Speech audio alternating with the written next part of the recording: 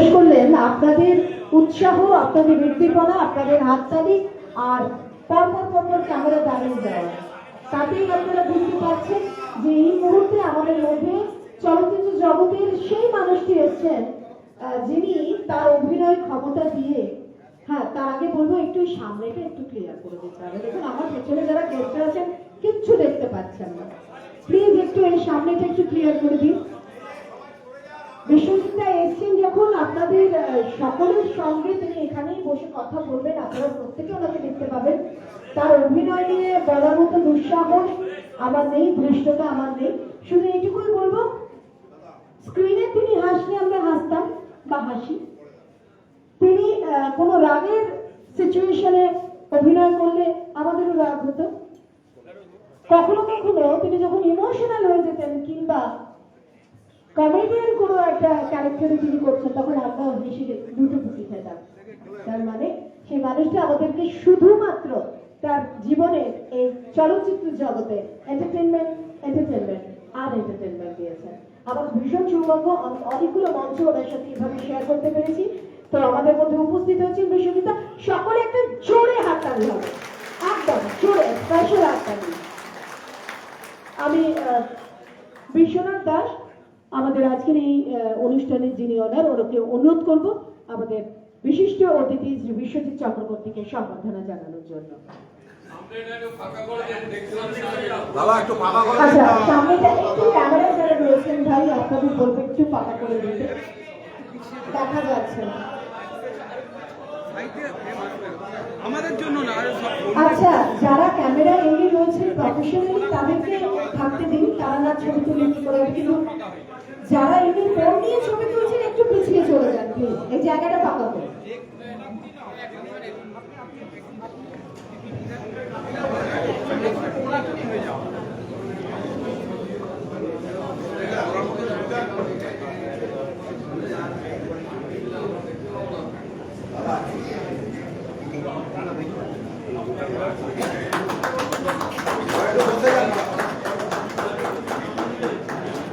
এ বাবা এইটুকু হাততালি,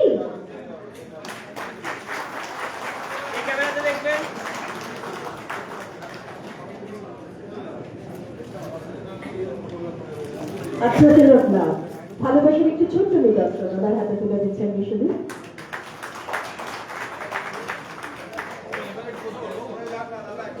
বিশ্বজিৎদার হাতে তুলে দিল বিশ্বনাথ ভালোবাসার একটু ছোট্ট নিদর্শন।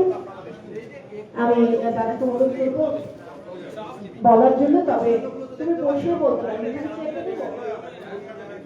দাঁড়িয়ে বলবে। নমস্কার,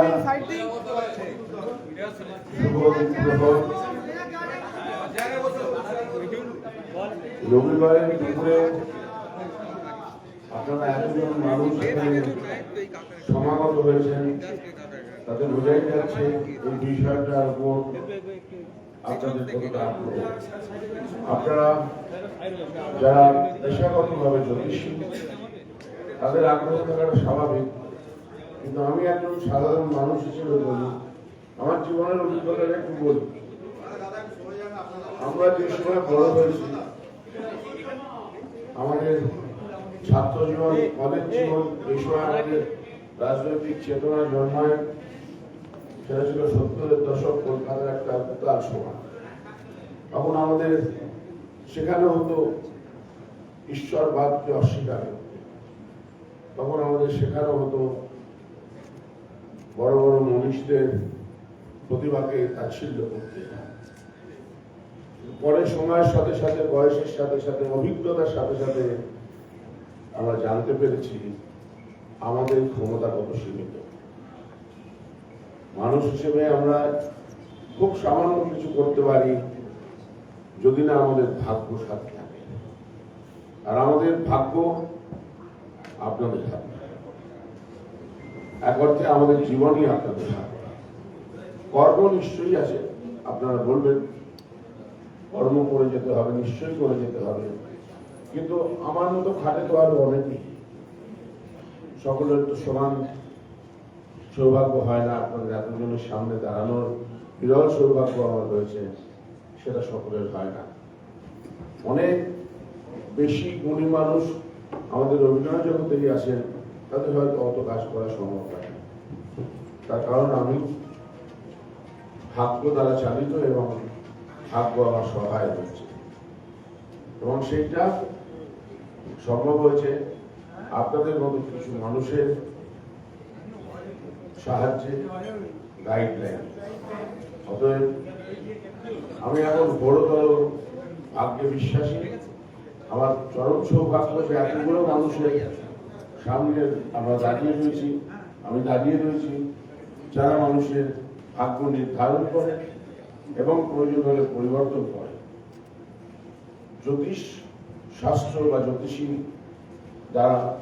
যারা তারা কিন্তু সমাজ সেবক। আপনারা সমাজের উপকার করছেন। ব্যক্তি বিশেষের উপকার যখনই সমষ্টিগত হয়ে ওঠে তখন তো সেটা সমাজেরই উপকার পায়। অতএব সার্ভিস ইন্ডাস্ট্রির মধ্যে আপনাদের সব থেকে উচ্চ স্থানে থাকা উচিত, আমি তাই বিশ্বাস করি। এবং ক্রমশ মানুষ বুঝতে পারছে বিভিন্ন ঘটনার মধ্যে দিয়ে, জীবনের বিভিন্ন ঘাত প্রতিঘাতের মধ্যে দিয়ে, যে মানুষ হিসেবে আমাদের ক্ষমতা কতটা সীমিত। আপনারাই আমাদের গার্জেন, আপনারাই আমাদের ভাগ্যের সহায়ক। আশা করব মানুষ, আরো বেশি মানুষ এই শাস্ত্রে আরো বিশ্বাসী হবে।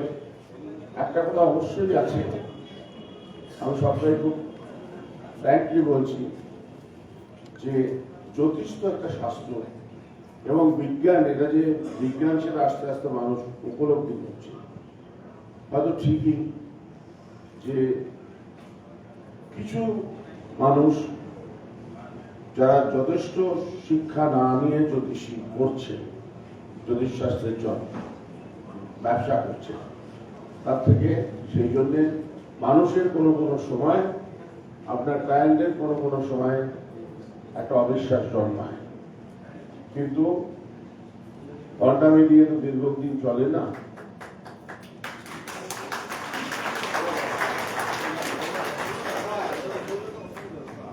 সুস্থ এবং সঠিক সহায়ক জ্যোতিষশাস্ত্র ক্রমশ ধীরে ধীরে আরো উন্নতি সাধন করবে এবং জ্যোতিষশাস্ত্রকে পেশাগতভাবে গ্রহণ করার আর্জি এবং প্রয়োজন আরো বাড়বে যতদিন যাবে।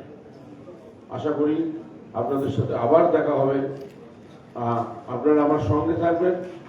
আমার ভাগ্য নির্ধারণ করার ক্ষেত্রে আপনাদের যতটুকু সাহায্য আমাকে দেওয়া সম্ভব এটা আমি বাধিত হব। ভালো থাকবেন, ধন্যবাদ। অসংখ্য ধন্যবাদ দাদাকে। আচ্ছা, আমরা সেই সকাল থেকে অনেকক্ষণ একসাথে এরকম সামনাসামনি বসে অ্যাওয়ার্ড দেওয়া নেওয়া চলছে, কথোপকথন চলছে। পেটে কি ছুঁচো ইঁদুর কিছু টন দিচ্ছে? দিচ্ছে তো? তাহলে আর কোনো দিকে তাকাবেন না, হুড়োহুড়ি করবেন না। আমরা একটা লাঞ্চ ব্রেক দিচ্ছি। যারা আপনাদের প্রত্যেকের কাছে আশা করি কুপন আছে, কুপন নিয়ে একদম আমাদের প্রেক্ষাগৃহের বাইরে ওখানে কুপনটা দেখাবেন, দেখে নিজেদের লাঞ্চ প্যাকেটটা কালেক্ট করুন। আমরা একটা আধ ঘন্টার লাঞ্চ ব্রেক দিচ্ছি, তারপর আবার এই প্রেক্ষাগৃহে